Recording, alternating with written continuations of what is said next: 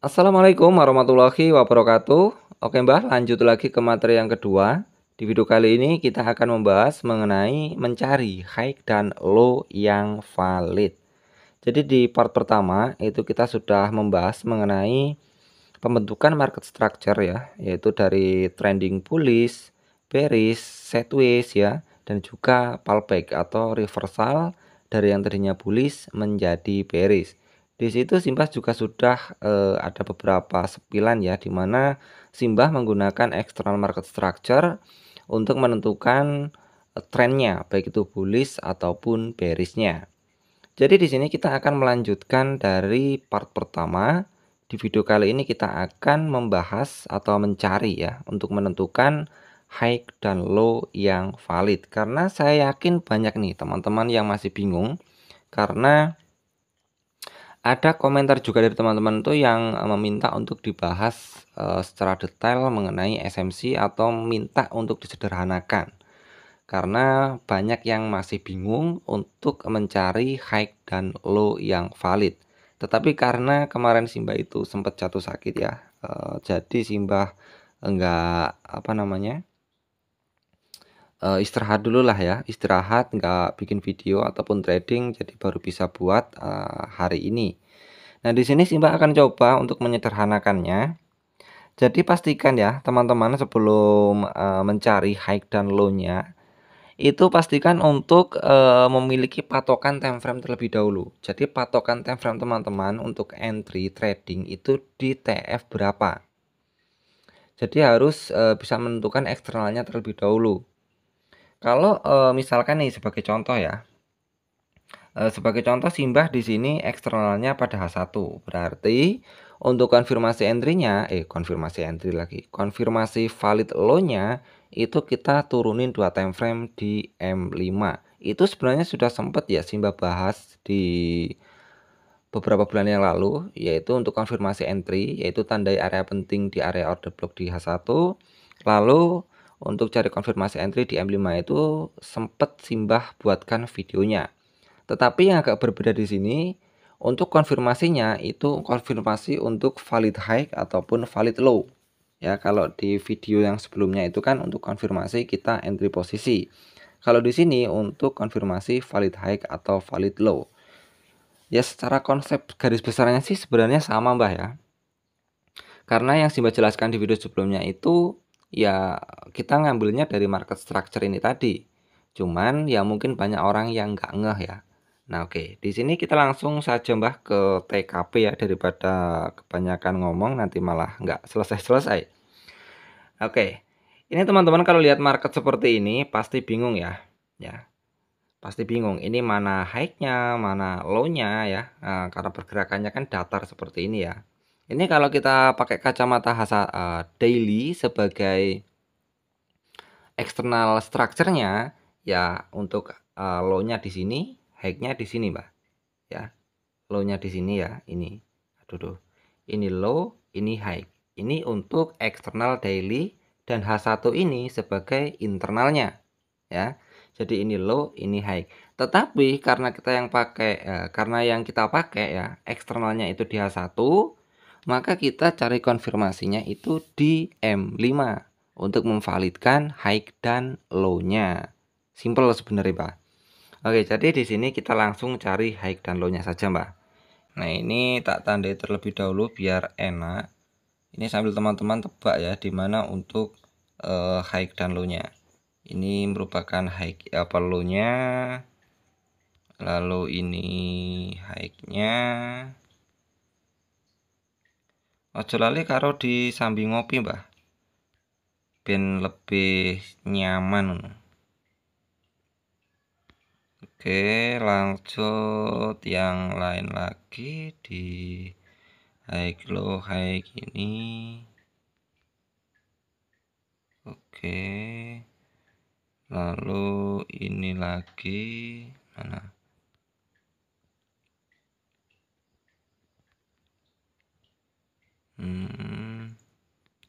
Lalu di sini.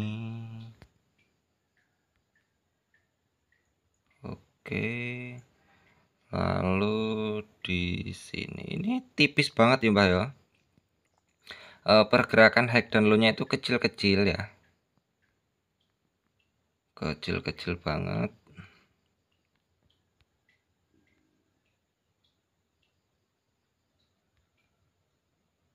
Tapi ya memang kalau kita ambilnya di H1 emang ya kelihatan kayak gini. Nggak semulus kalau kita ambil dari sketsanya ya Pak ya. Mislah segini aja. Nah, jadi kalau kita melihat kacamata H1 sebagai external market structure-nya, itu bentuknya seperti ini, Mbak, ya. Tetapi beda hal kalau kita melihatnya dari daily. Jika daily yang kita jadikan patokan sebagai external structure, maka H1 ini sebagai konfirmasi valid high dan low-nya. Jadi kalau ini sebagai konfirmasi valid dan high low-nya, itu kalau kita di daily, ini low-nya itu di sini, Mbak. Ini low-nya ya, low-nya, ini high-nya. Jadi nariknya itu dari sini ya, dari sini. Oh, salah. Nah, dari sini ke sini ya. Jadi ini low, ini high. Jika kita melihat dari kacamata daily sebagai external structure-nya. Tetapi di sini kita kan tradingnya di H1 sebagai as kita ya. Sebagai as kita atau sebagai eksternalnya. Nah, jadi kalau kita patokannya di H1 atau yang tipe-tipe trading day trading lah ya. Day trading atau scalping itu kan biasanya di H1 sebagai patokan entry-nya. Lalu konfirmasinya di M5. Kalau Simbah pribadi sih, kalau orang lain nggak tahu ya. Nah, jadi kalau kita untuk mencari high dan low-nya itu konsepnya ya sama, Mbah. H1 sebagai eksternalnya, M5 sebagai konfirmasinya. Ini kita gambar terlebih dahulu biar lebih nyaman atau biar lebih enak. Iki semoga paham Mbak sampean. Aku sebenarnya nggak cocok nek kon dadi mentor iki. Cara penjelasannya mungkin agak susah dipahami, tapi iki udah Simbah coba ya sederhanakan mungkin.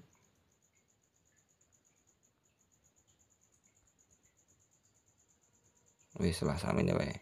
Sudah Simbah mencoba menyederhanakan penjelasannya biar teman-teman itu pada ngerti ya, pada paham.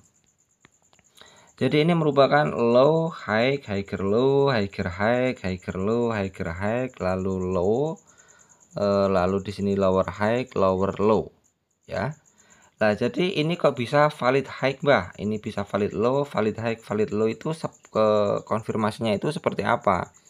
Ini kalau teman-teman bisa juga ya tarik di M5. Cuman di sini Simbah ada metode yang cukup sederhana untuk menentukan high dan low-nya. Ini mungkin ya menurut Simbah sih simpel banget ya. Pasti teman-teman langsung paham. Jadi saat terjadi pembentukan sebuah high seperti ini, untuk memvalidkan ini high yang valid atau belum, itu teman-teman lihat candle terakhir atau candle tertingginya. Ini kan ada candle tertinggi ya. Berarti tinggal tunggu low-nya aja keambil. Jika low-nya keambil, berarti ini sudah valid menjadi high. Ini kan low-nya keambil ya. Ini low-nya sudah keambil, berarti ini valid high. Lalu untuk ini menjadi valid low ya tunggu high-nya keambil. Ya, ini kalau high-nya udah keambil, ini kan udah keambil nih. Berarti ini valid menjadi low. Lalu dia naik. Nah, di sini kan keambil lagi nih. Berarti ini valid high. Lalu di sini high-nya ini keambil nih, high kecilnya, high pada candle terakhir. Candle terendah terakhir, Mbak ya. Ini kan sumbunya keambil nih. Nah, berarti ini sudah valid menjadi low. Lalu naik lagi nih, membuat sebuah high lagi. Nah, candle atau sumbu ya, sumbu terakhir, candle terakhir yang low-nya sudah keambil. Nah, ini berarti valid menjadi high. Lalu dia turun. Nah, di sini keambil lagi nih ya. High-nya sudah keambil, berarti ini valid low. Ini low-nya keambil nih, berarti ini menjadi valid high. Nah, begitupun seterusnya, Mbak, seperti itu. Nah, jadi sederhana banget toh, Mbak. Ya nggak mumet toh. Kalau mumet ya kebangetan banget ya. Kalau nggak bisa ya nemen pokoknya. Karena ini sudah Simbah sederhanakan ya, nggak perlu mumet-mumet ya. Karena jika kita melihat pada time frame M5 itu pergerakan yang ini Mbah, ini kan kayak move ya, kayak cuman sejajar kayak gini ya. Ini kalau dilihat di M5 itu ya pergerakannya sama Mbah kayak gini, jret jret jret jret jret jret. Nah, lalu yang ini ya sama aja, jret jret jret jret. Nah, kayak gini juga.